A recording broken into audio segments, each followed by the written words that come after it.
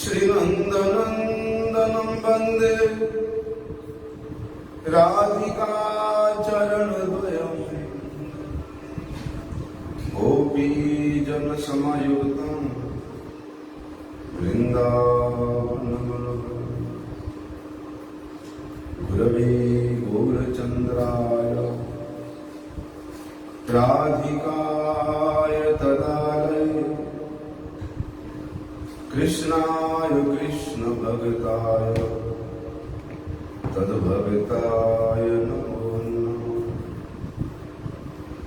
वंशाकल्पतरुभ्यश्च कृपा सिन्धुभ्येव च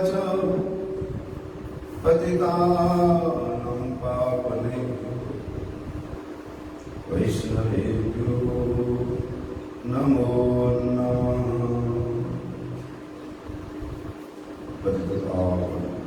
परम करुणा परम आराध्यतम गुरुपाद नित्य विराट विष्णु ओम विष्णुपाद परमहंस परिव्राजकाचार्य वैशिष्टोत्तर सदस्य श्रीमद श्रील भक्ति भगवती सरस्वामी अभय चरण कमल में अनंत कोटि साष्टांग दंडवत प्रणाम करते परमाराध्यतम शिष्या गुरुपाद भक्ति विष्णु विष्णुपाद भक्ति अनंत कोटि साष्टांग दंडवत प्रणाम करते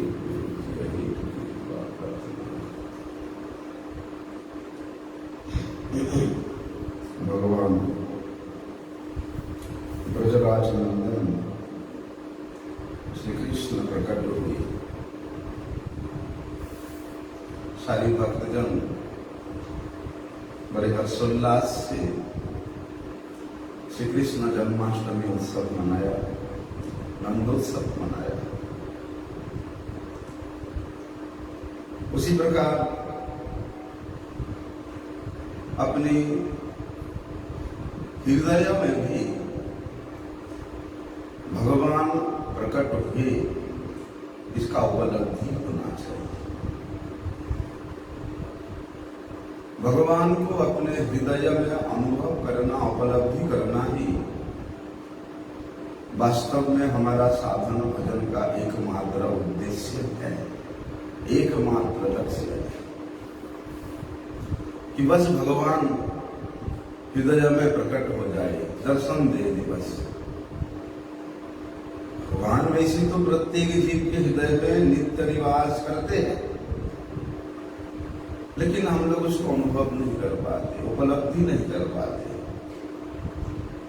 जिसके कारण भगवान के साथ हमारा क्या संबंध है उसको भूल जाते हैं। और यही भूलने के कारण संसार बसा होती है। संसार अनेक प्रकार की तापों में ग्रसित होना पड़ता है। इसलिए भगवान इतनी दयालु है, इतना कृपालु है, वे इतनी दया के सागर है, अपने स्वयं को उपलब्धि कराने का मार्ग भी वे स्वयं ही बता देते हैं। किस प्रकार से जीव मुझे अनुभव कर सकता है, उपलब्धि कर सकता है अपने हृदय में। भगवान भगवद गीता में कहते हैं कि अजो अभिसन अव्यय आत्मा भूतानां ईश्वरो अभिसन प्रकृतिं स्वमधिष्ठाय संभवामि आत्ममाय। भगवान बड़े ही सुंदर रूप से बता रहे हैं कि उनकी ये प्रकट लीला का रहस्य कैसा है, उनकी ये जन्म लीला का रहस्य कैसा है। अजो अभिसन अव्यय आत्मा, कहते भगवान कि मैं अज हूं, अजन्मा हूं। मेरे लिए कोई मजबूरी नहीं है कि मैं जन्म लेना ही पड़ेगा, मुझे प्रकट होना ही पड़ेगा। लेकिन भगवान कृपा करके इस जगत के जीवों के हृदय में अपने आप को प्रकाशित करती है। इसलिए तो कहते हैं भगवान कि मैं सभी जीवों का एकमात्र ईश्वर हूं। अजो अपि सन अव्यय आत्मा भूतानाम ईश्वर, सभी जीवों का मैं संचालक हूं, उनके पिता हूं, उनकी माता हूं, उनके धाता हूं। जनक जननी दयित तनय, प्रभु गुरुपति तुम सर्वमय। भगवान कहते हैं कि मैं वो सब हूं, लेकिन क्या भगवत वाणी को हम लोग ग्रहण करते हैं? केवल मुख में बोलने से नहीं चलेगा कि भगवान हमारा परम पिता है, भगवान ही हमारे धाता है। अनुभव करना। तो कहते हैं अजो अभी कि मैं अज हूं, जन्म रहित हूं, अव्यय हूं, मतलब अनश्वर हूं, नश्वर नहीं हूं मैं। स्वाम प्रकृति बोलते मेरी जो प्रकृति है कौन सी? सच्चित अनंतमय, सच्चित आनंदमय स्वरूप में स्थित होकर के, उस सच्चिदानंद स्वरूप को अवलंबन करके आत्म माया, बोलते मैं स्वयं के आत्मा की माया से, आत्म माया से, आत्मभूता माया से। वो आत्मभूता माया क्या है? बोले योग माया। वे योग माया के द्वारा, वे चित शक्ति के द्वारा मैं स्वयं कभी मनुष्य शरीर धारण करके प्रकट होता हूं, कभी तिर्यक जोनियों में जाकर के मैं आविर्भाव लीला करता हूं। तो भगवान का कितना कृपा है देखो। भगवान के अनंत अवतार है, लेकिन उन अनंत अवतारों में भी जब भगवान स्वयं नर बपू रूप धारण करके प्रकट होते हैं, बोलते वे लीला, वे प्रकट सर्वोत्तम है।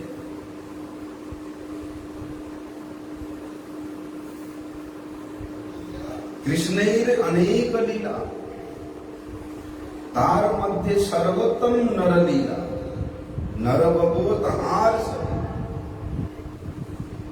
मनुष्य आकृति में भगवान जब प्रकट होते हैं, वे सर्वश्रेष्ठ अवतार होता है।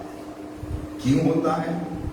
क्योंकि उस अवतार में भगवान भक्तों को, इस जगत के जीवों को अपना दर्शन दान देकर के प्रचुर कल्याण करते हैं, कृपा करते हैं।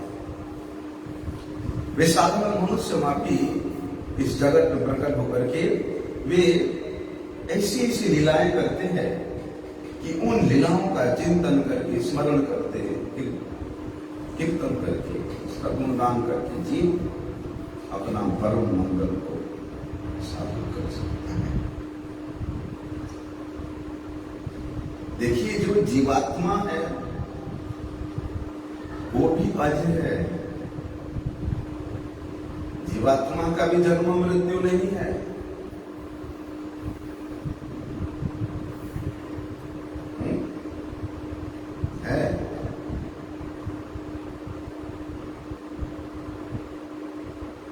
नैनम छंदन्ते शस्त्राणि, नैनम दहति पाव, न चैनम हृदयन्ति आपो, न शोषयति मार्ग, अच्छेद्यो अयमदायो, अशोष्य अग्लिच्छ एव च, नित्यः स्थाणुरो अचरो अयम् सनातन। वे भी नित्य है, सनातन है, किसी भी प्रकार से जीवात्मा का भी मृत्यु नहीं है। इसलिए स्वरूप से जीवात्मा भी अज है, लेकिन अपने कर्म फल के अधीन होकर के भी माया का वश्यता को स्वीकार करता है, जिसके कारण उसको विभिन्न जोनियों में जन्म लेना पड़ता है। बाध्य है, उसको मजबूर ही। उसको उस योनियों में कर्म फल के अनुसार जाना ही पड़ता है। लेकिन भगवान वे सर्वतंत्र स्वतंत्र है, वे स्वराट है, वे परम पुरुषोत्तम भगवान लीलामय श्री हरि वे स्वयं के इच्छा से स्वयं के इच्छा से वे प्रकट होते हैं। उनके लिए कोई बाध्यता नहीं है। यहाँ भक्त की इच्छा के अनुसार, भक्त की इच्छा के अनुसार प्रकट होते हैं। अद्वैताचार्य वे साक्षात महाविष्णु है, लेकिन महाविष्णु में भी इतना समर्थ नहीं है कि वे साक्षात श्री हरि को प्रकट करा सके। उन महाविष्णु को भी भक्त के रूप में यह अवतरित होना पड़ा और केवल गंगा जल और तुलसी दल दे करके वे अर्चन करके उनको पधारे। तो जो इच्छा लेकर के अद्वैताचार्य जी ने भगवान को यहाँ प्रकट कराना चाहा, वही उद्देश्य लेकर के भगवान प्रकट हुए। श्री चैतन्य महाप्रभु भी स्वयं अवतारी है। अनेक भक्तों के समक्ष उनके भाव के अनुसार भी अनेक मूर्तियों का दर्शन कराया, अनेक स्वरूप में अपने आप को विस्तार किया। कूर्म रूप में, वराह रूप में, सर्वज रूप में, नृसिंह रूप में, नारायण रूप में, सभी रूप में श्रीमन महाप्रभु जी ने अपने स्वरूप को विस्तार करके भक्त के भाव के अनुसार सबको दर्शन कराया। इसलिए भगवान यहाँ तो स्वयं की इच्छा से, स्वेच्छा से या भक्त के इच्छा के अनुसार वे आविर्भूत होते हैं। लेकिन किस प्रकार? अपनी स्व प्रकृति के साथ। वो क्या है? सच्चिदानंदमय प्रपंच, सच्चिदानंदमय स्वरूप में वे इस प्रपंच में, इस जगत में आविर्भूत होकर के जीव जगत का कल्याण करते हैं। भगवत संबंधी प्रत्येक क्रिया ये कल्याणजनक है, मंगलजनक है। इसलिए भगवान का एक नाम क्या है? मंगल, मंगल निदान, मंगल निलय। तो इनके संबंध में कुछ भी हो, वे मंगल के सिवा और कुछ है ही नहीं। ऐसे कि इनके संबंध में अगर शत्रुता भी करें तो भी मंगल ही होता है। हम लोग ने श्रवण किया, नारद जी बताए कंस को कि भैया ऐसे भूल मत करो, मत छोड़ो। जितने भी यदुवंशी है ये सब तुम्हारे प्राणहंता उस नारायण का ही चाल है। सारी देवताओं को, अपने पार्षदों को यदुवंशियों के रूप में भेजा है। छोड़ने का प्रयास मत करो, कर तो कांड। उसके बाद तो कंस का ऐसा स्थिति हुआ कि सोते उठते बैठते चलते फिरते हमेशा श्री कृष्ण दर्शन हुआ, और वही श्री कृष्ण चिंतन ही उसका मंगल का कारण बना। उसको भी भगवत धाम की प्राप्ति। इसलिए भगवान प्रकट होते हैं, लीला करते हैं, जगत के कल्याण विधान करते हैं। स्वाम प्रकृति हमारे आचार्य गणों ने बड़े सुंदर अर्थ किया है कि शुद्ध सत्वात्मिका प्रकृति, भगवान के जो स्वयं की प्रकृति है वो शुद्ध सत्तात्मिका प्रकृति है।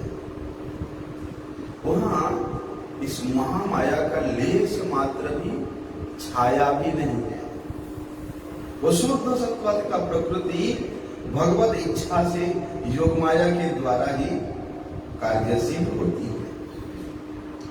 लेकिन वे भगवत शक्ति भगवत इच्छा से परिचालित करने पर भी उस भगवत शक्ति योग माया के क्रिया में क्रिया को देख करके कभी कभी स्वयं भगवान भी मोहित हो जाते हैं कि ऐसे कैसे हो सकता है। इसलिए श्री रामानुजाचार्य जी बताते हैं कि प्रकृतिम स्वभावम समैव स्वभावम अधिष्ठाय स्वरूपेण स्वेच्छया संभवामि। बोलते जिस प्रकृति स्वयं भगवान की इच्छा से कार्यशील होती है,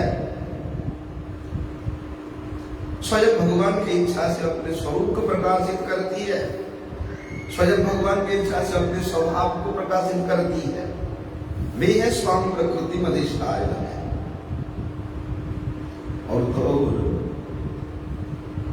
एक महान विद्वान हुए, वैष्णव कवि हुए मधुसूदन सरस्वती पाद जी, ये तो बताते हैं कि स्वस्वरूप अधिष्ठाय स्वरूपावस्थित एव संभवामि देहदेही भावमंतरेण एव चेतविद व्यवहार इत्यर्थ।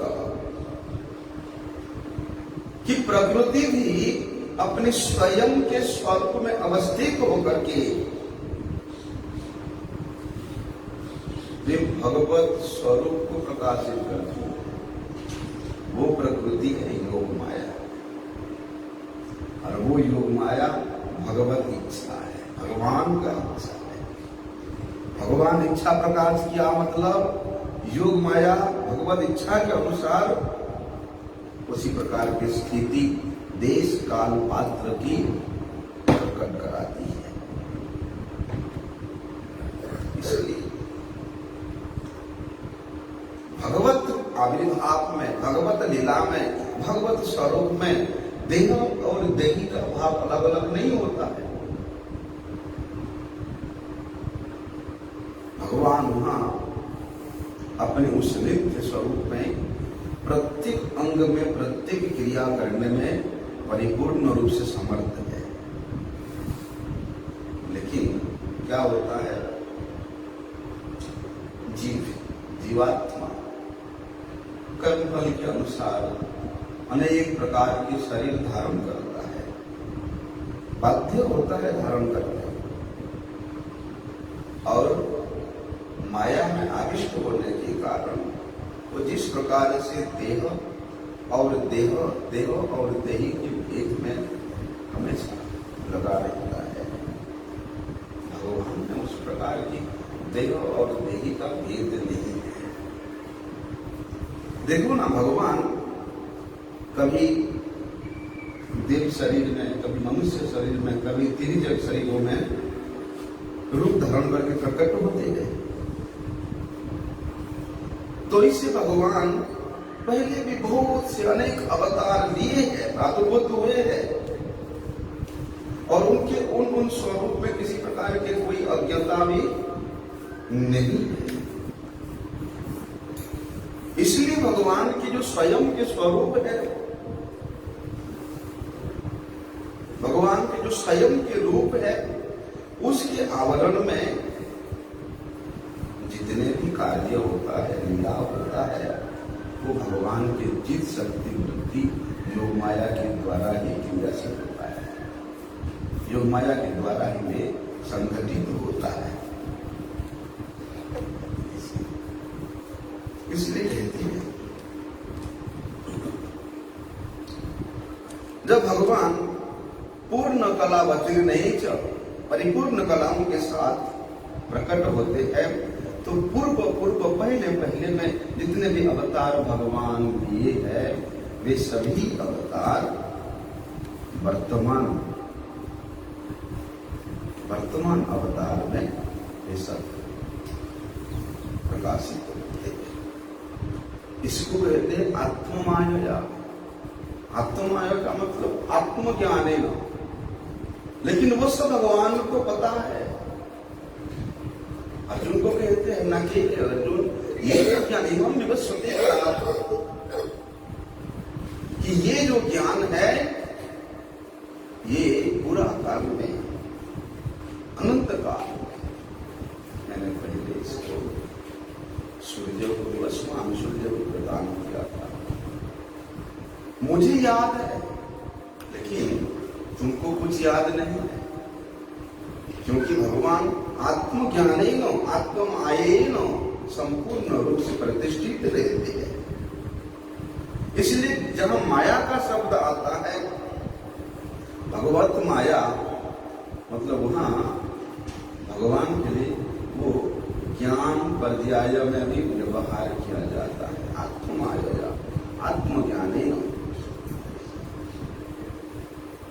इसलिए भगवान स्वयं के स्वशक्ति मत तत्व में प्रतिष्ठित होकर के सर्वदा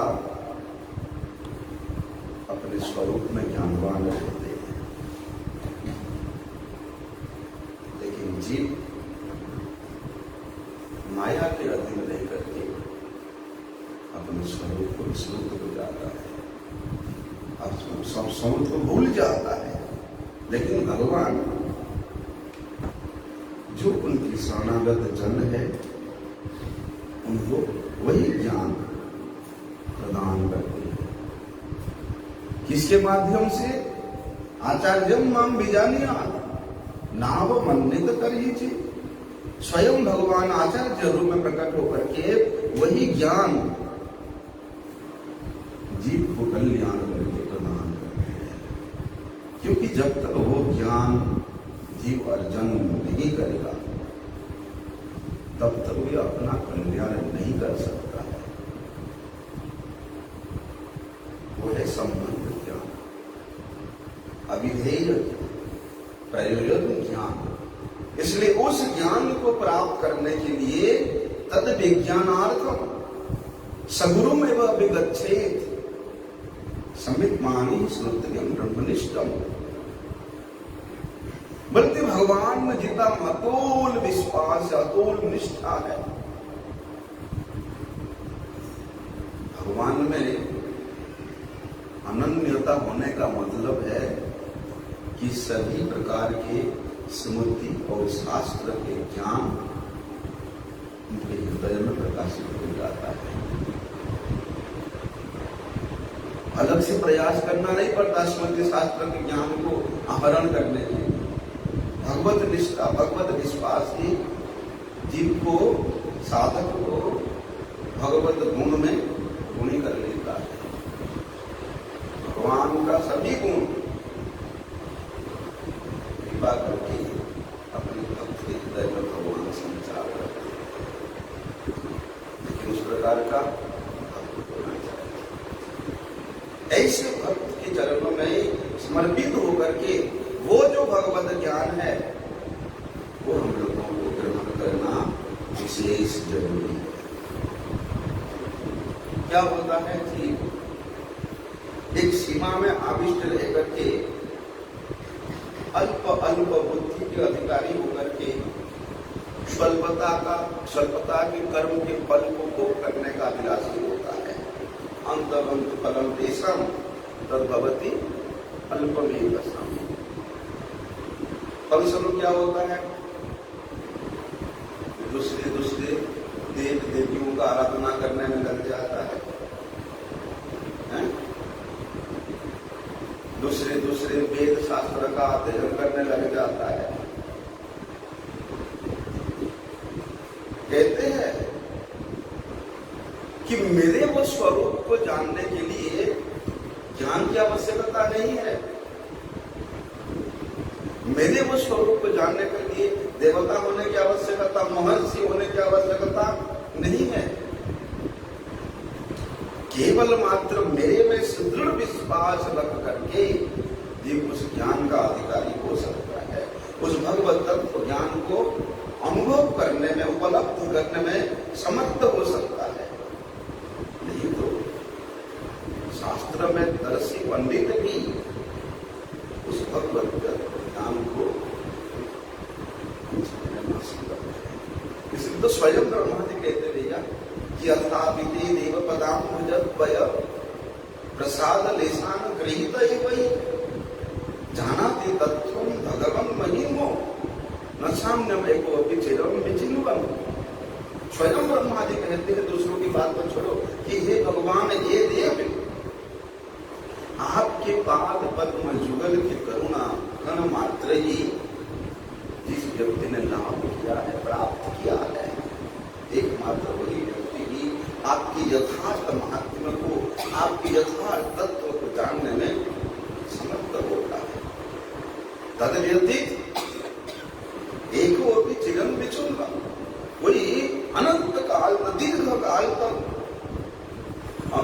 अनुसंधान करने पर भी, कठोर से कठोर साधना करने पर भी आपके इस आविर्भाव लीला को, इस रहस्य को कभी भी नहीं जान सकता।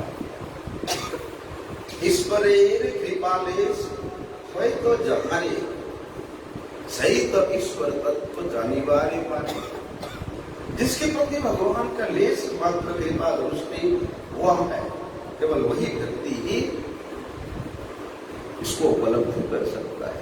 ब्रह्मा यहाँ कहते हैं महाराज कि जानंत इव जानंतो किम बहुत्या नमः प्रभु मनुष्यो वपुषो वाचो वैभवम तव गोचर।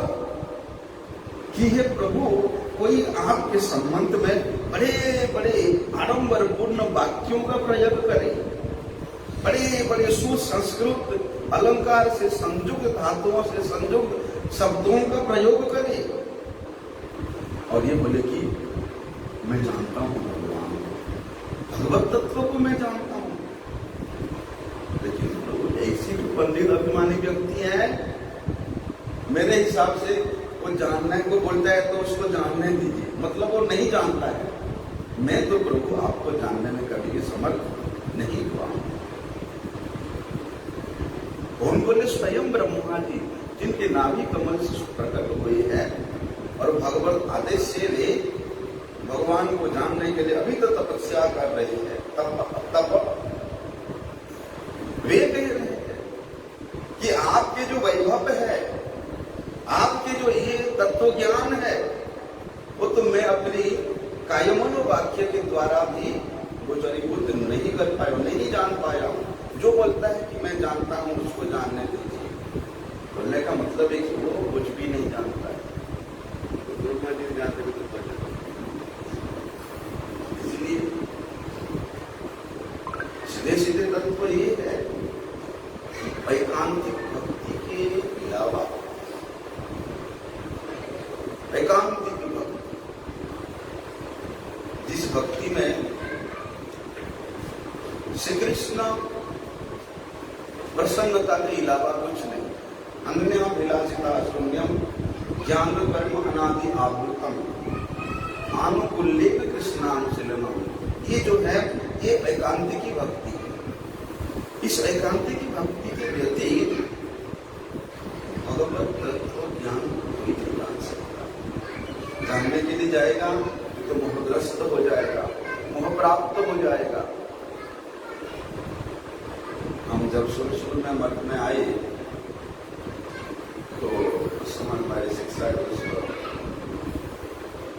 बाकी जो स्वयं आ रही भक्ति प्रसाद पूरी महाराज जी देखते थे अरे क्या पढ़ता है, क्या पढ़ रहा है। अगर बोलते हैं कि महाराज जी गीता पर इसकी भगवत गीता पढ़ रहा हूँ, सावधान, उसको नहीं पढ़ना रख दो।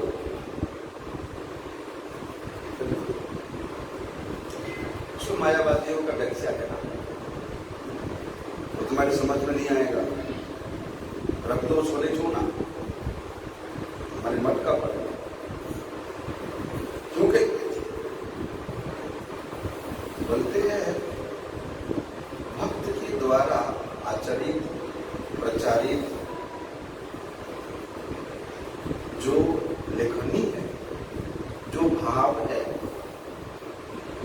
वही हमें वास्तविक तत्व वस्तु को ज्ञान कराता है।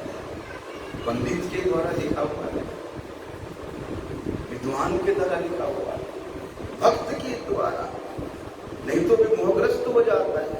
क्योंकि हम जीव तो अल्प बुद्धि विशिष्ट है, स्वल्प में ही दशा, अपने वो स्वल्प मेधा को लेकर के मैं सोचता कि मैं बहुत बड़ा विद्वान बन गया, पंडित बन गया। नहीं, भगवान कहते हैं कि भक्त्याम एकया ग्राह्य, कि मैं केवल मेरे भक्त के भक्ति के द्वारा ही ग्राह्य वस्तु हूं। ज्ञानम ग्राह्यम कर्म ग्राह्यम नहीं बोला भगवान, भक्त्याम एकया ग्राह्य, एकमात्र भक्ति के द्वारा ही ग्राह्य वस्तु। भक्त्या दोनों नया सत्यम अहम एव विभु अर्जुन ज्ञातुम दृष्टुम च तत्वेन प्रवेशुम च परम तप। क्या कहा? केवल मात्र भक्ति के भक्त्यत्व अनन्या, भक्ति भक्त के जो भक्ति है, जो अनन्यता पूर्वक किया जाता है, उसी के द्वारा ही मैं जाना जाता हूँ, मैं देखा जाता हूँ, मैं तत्व के द्वारा उसके हृदय में प्रविष्ट हो सकता हूँ, केवल भक्ति के द्वारा। इसलिए तो भगवान श्रीमद् भगवद गीता के अंतिम छोर में भी बता दिया, क्या भक्त्या माम अभिजानाति, भक्त्या माम अभिजानाति यावन् यस्यास्मि तत्त्वतः तत्त्वमां तत्त्वतो ज्ञात्वा विशते तदनन्तरम्।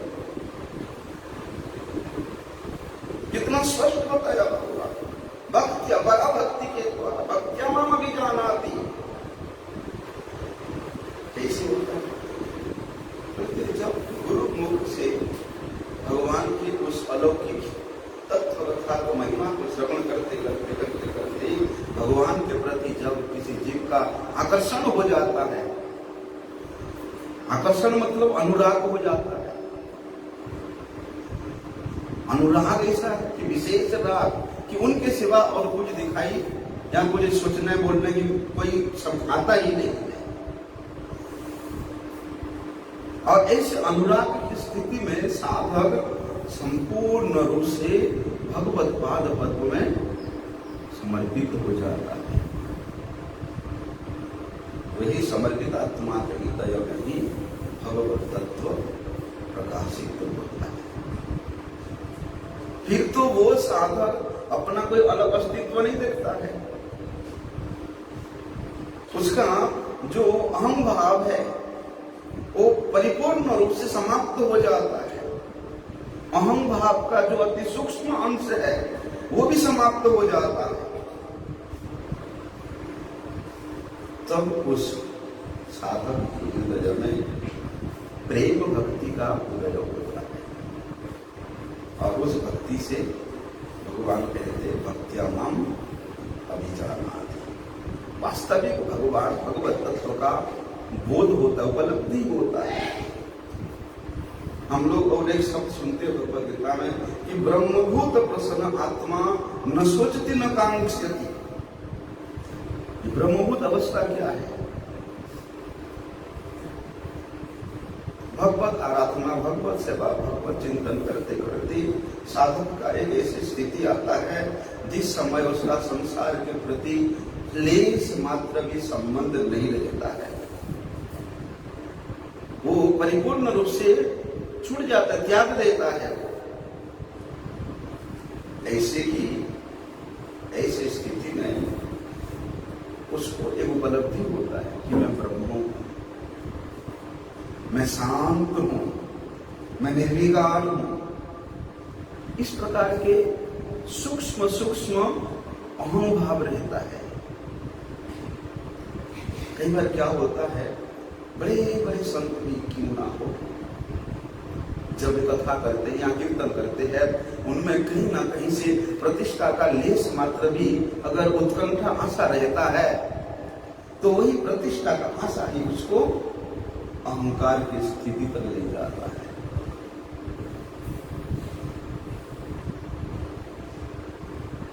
सुंदर कथा करता है, सुंदर प्रवचन करता है, सुंदर कीर्तन करता है, लेकिन उसके मध्य में उसकी प्रतिष्ठा का आशा रहता है। तो ये सूक्ष्म अहंकार उसको ऊपर से नीचे तक लाने में कोई देर नहीं करता है। तो कहते ब्रह्मभूत प्रसन्न, ब्रह्मभूत की स्थिति तक पहुंच करके भी जीव यही सूक्ष्म सूक्ष्म अहंकार को लेकर के वे पतित होने का संभावना रहता है। कहते हैं कि जब तक इस प्रकार के अहम भाव रहता है, तब वहां पर स्वयं की पराधीनता रहती है,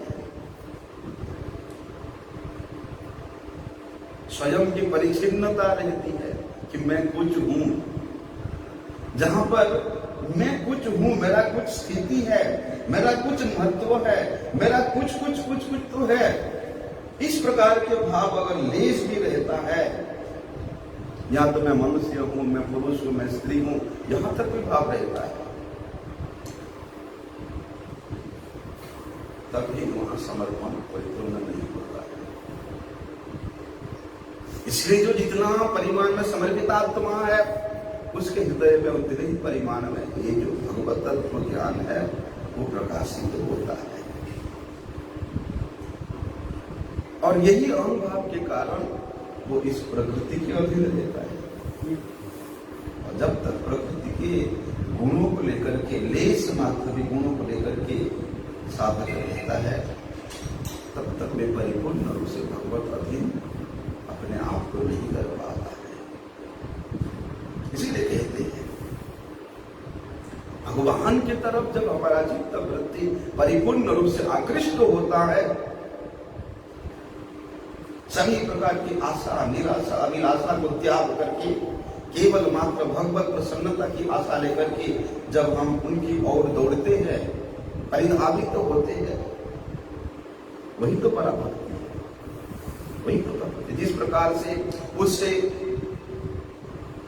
ज्वालल्यमान आलोक को देख करके, ज्वाला को देख करके उस पतंग भगता है और किसी का कोई लक्ष्य ही नहीं है, एक ही लक्ष्य कि उस जलते हुए आग की प्रति उसका आकर्षण है, उसी में प्रवेश करना है, एक ही उद्देश्य। ठीक उसी प्रकार हमारा चित्त वृत्ति का उद्देश्य केवल भगवत पाद पद्म के प्रति आकर्षित होता है, यही तो पराभक्ति है। और ये पराभक्ति आने से तो अहंता, ममता, स्वच्छंदता, परिच्छिन्नता सब अपने आप मिल जाता है। कहते हैं ना, क्या कहते हैं,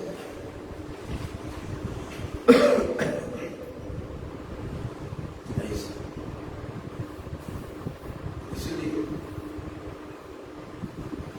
एक पद है ना रामचरितमानस में, याद है तुमको, प्रेम भगति जल बिनु रघुराई, प्रेम भगति जल बिनु रघुराई, अभी अंतर मलक बहु न जाए।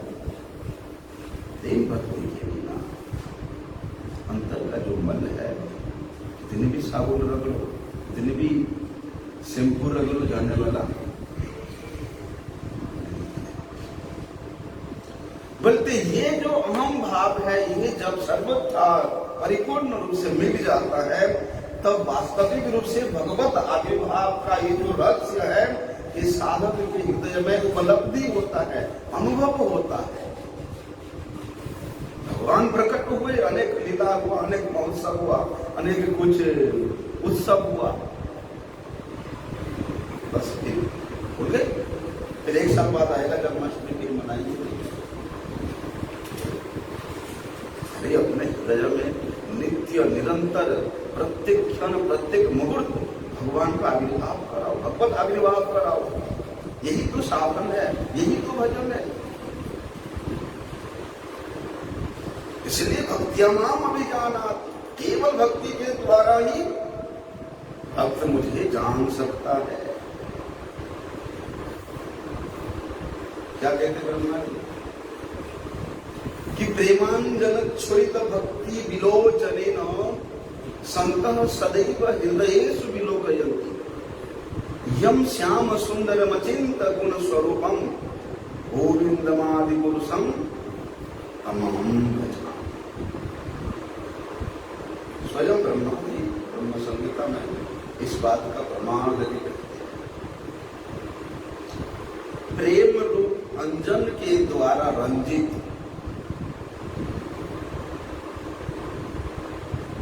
अंजन मतलब होता है काजल। वो काजल किस प्रकार का होना चाहिए? प्रेम की काजल होना चाहिए। उसके द्वारा रंजित, उसके द्वारा सुसज्जित जो भक्ति का नेत्र है, उस नेत्र के द्वारा भक्तजन, साधुजन भगवान के वो जो सत्यचित आनंद स्वरूप श्री विग्रह है, श्याम सुंदर विग्रह, उसका दर्शन करते हैं। वो श्याम सुंदर यशोदानंदन का नित्य निरंतर दर्शन करते हैं, सर्वदा दर्शन करते रहते हैं। ना कि अभी एक सेकंड में दर्शन किया और चले गए, नहीं। कि हे प्रभु, आप जिस भक्ति के द्वारा अपने भक्त को दर्शन करते हैं, उन आदि पुरुष गोविंद का मैं भजना करता हूं। श्रुति क्या कहती है कि भक्ति रेवेनम नयति, भक्ति रेवेनम दर्शयति, भक्ति वाश पुरुष भक्ति रेव भूयसी। भगवान केवल भक्ति के द्वारा ही प्राप्य है। जीवात्मा केवल भक्ति के द्वारा ही उस भगवत पाद पद्म को प्राप्त करता है। यह भक्ति ही जीव को उस भगवत पाद पद्म तक ले जाती है। इसलिए श्री गुरु पाद पद्म जो है ये भक्ति स्वरूपिणी है। साक्षात भक्ति का स्वरूप अगर देखना है तो श्री गुरु पाद पद्म का दर्शन करो। इधर उधर भागने की आवश्यकता नहीं है। वो भक्ति के मूर्तिमंत विग्रह है, वे ही हमको भगवत पाद पद्म में लेके जाएंगे। वे भक्ति ही भक्ति रेवेनम दर्शयति, वे भक्ति ही भगवत पाद का दर्शन कराएंगे। क्यों? भक्ति वश भगवान उस गुरु पाद पद्म के बस में रहते हैं, उस भक्ति के बस में रहते हैं। भक्ति रेव भूयसी, बल्कि भक्ति ही प्रशस्त होकर के सभी शास्त्र में भगवत प्राप्य एकमात्र साधन के रूप में उद्घोषणा किया गया है। सर्वशास्त्र में गान किया गया है। नहीं तो बहुत से शास्त्रों के ज्ञान प्राप्त करके भी जीव भगवत तत्व ज्ञान से वंचित रहता है। बहुत शास्त्रों की ज्ञाता होने पर भी भगवान के तत्व को नहीं जानता है। इसलिए तो भगवान कहते हैं कि अव्यक्तम व्यक्तिमापन्नम मन्यन्ते माम अभुतय परम भावम जानन्तो ममाव्ययमुत्तमम्। बोलते वो जो मेरा भाव है, मेरा स्व प्रकृति है, मेरा स्व स्वरूप है, मेरा जो सच्चिदानंद स्वरूप है, उस भाव को नहीं जानने के कारण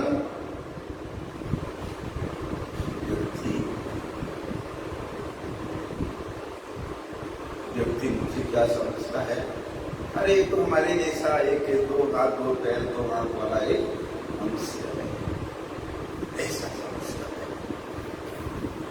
क्योंकि उसके जो निर्विशेष बुद्धि है, उस निर्विशेष बुद्धि को ही वे व्यक्ति सबसे श्रेष्ठ समझता है। और उसी सिद्धांत को जान करके, उसी सिद्धांत में स्थिर होकर के व्यक्ति कहता है अव्यक्तम व्यक्तिमापन्न, कि भगवान अव्यक्त है, भगवान निर्विकार है, निर्विशेष है। वो अभी कृष्ण थोड़ा सा काम था, काम के लिए वो बस व्यक्त हुए हैं, नहीं तो वे तो अव्यक्त है। ऐसे लोग कितने भी वेदांत का, वेद का, शास्त्र का आलोचना क्यों ना करे, भगवान कहते वो निर्बोध है, वे बोधहीन है, मूर्ख है। क्यों? अरे सारे वेदों के, सारे शास्त्र के, सारे उपनिषद के निचोड़ को मेरा सर्वोत्तम, अव्यय, सर्वश्रेष्ठ, तो नित्य विशेष संपन्न स्वरूप को ही जानना है। सभी उसी को ही अवलंबन करके प्रतिष्ठित करते हैं। और इतनी सारी वेद वेदांत का अध्ययन करके भी मुझे सोचता है अरे ये तो हमारे जैसा है, तो उससे बड़ा मूर्ख और कौन होता है। सारे वेद शास्त्र का एकमात्र निर्देश है, लक्ष्य है कि सर्वोत्तम, नरोत्तम, परम पुरुषोत्तम भगवान ही सर्वश्रेष्ठ नित्य तत्व है, सब नित्य विशेष शक्ति के संपन्न है।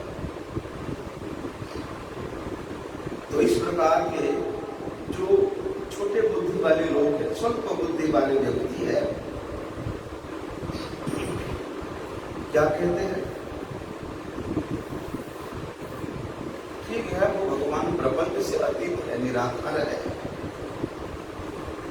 स्वरूप है, उनका नित्य स्थिति ब्रह्म स्वरूप है, लेकिन वे माया का आकार धारण करके वसुदेव के यहाँ पुत्र के रूप में प्रकट हुआ है, जन्म लिया है। क्या कहते हैं? भगवान का नित्य स्वरूप तो वो ब्रह्म है, वो ब्रह्म प्रपंच से अतीत निराकार है, लेकिन वे अभी माया का आकार धारण करके, माया का शरीर धारण करके वे वसुदेव के घर में व्यक्त हुए हैं, प्रकट हुए हैं, जन्म हुए हैं। परम भाव जानंतो, बोलते ऐसे मूर्ख लोग मेरे भाव को, मेरे स्वरूप को नहीं जानने के कारण मुझे प्राकृत समझते हैं, मुझे भी मृत प्राय जन्म और मरण लेने वाला एक साधारण मनुष्य समझते हैं। इसलिए तो भगवान कहते हैं कि नाहम प्रकाश सर्वस्य योग माया समावृता मूढ़ो अयम नाभिजानाति लोको माम अजम अव्ययम्। इसलिए भगवान कहते हैं, भगवत वाणी का मर्म यही है उन लोगों के हिसाब से, क्या मूढ़ो अयम नाभिजानाति, कि पहले मैं अव्यक्त था, अभी पहले अव्यक्त था मतलब छुपा हुआ था, और अभी मैं श्याम सुंदर रूप में, सच्चिदानंद रूप में व्यक्त हुआ हूं। भगवान कहते इस प्रकार का समझना नहीं है। अरे भगवान का स्वरूप नित्य स्वरूप है, वो जो नित्य श्याम सुंदर स्वरूप है, वे नित्य स्वरूप है। जैसे सूर्य जब हमारे आंखों से ओझल हो जाते हैं, यहाँ सूर्य जब सुमेरु पर्वत की गुफा में छुप जाते हैं, तो हम सोचते हैं सूर्य प्रकट हो गए, सूर्यास्त, सूर्य का अंत हो गया, सूर्यास्त हो गया, ऐसे सोचते हैं ना? क्या होता है इसे? वे तो सुमेरु पर्वत की गुफा के आड़ में आ गए। उसी प्रकार भगवान भी योग माया के द्वारा जब आच्छन्न रहते, योग माया रूप धारण करके भगवान उसे छाया के द्वारा जब साधारण लोगों के आंखों से दूर रहते हैं, तो सोचते अरे वो तो अव्यक्त हो गए, अव्यक्त है। तो भगवान कहते मूढ़ो अयम नाभिजानाति, जो मूढ़ है, जो मूढ़ व्यक्ति है, इस प्रकार मुझे अव्यय स्वरूप में जान, माया स्वरूप जान। किसके लिए कहा भगवान? मूर्ख के लिए।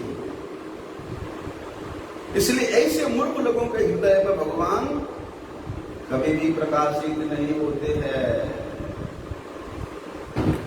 आंखों में पट्टी बांध के बोलोगे भैया अंधकार है, कड़की धूप के दोपहर में भी बोलोगे अरे अंधकार है, और आंखों में पट्टी बांध के रखी हो, कहां से उजाला पता चलेगा?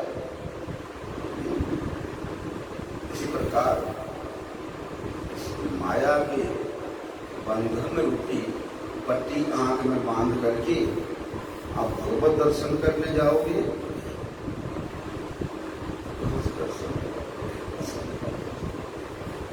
इसलिए कहते हैं भगवान हमेशा अपराकृत लीला परिकर से आविष्ट रहने पर भी, उस चिन्मय स्थिति में हमेशा विराजमान रहने पर भी देश काल के अनुसार भगवान सबके सामने आत्म प्रकाश नहीं करते, लेकिन भक्त के सामने भगवान छुपने का प्रयास भी करें तो छुप नहीं पाते हैं। लेकिन इस प्रकार के जो मूल व्यक्ति है, उसके सामने तो भगवान कभी भी आत्म प्रकाश नहीं करते हैं।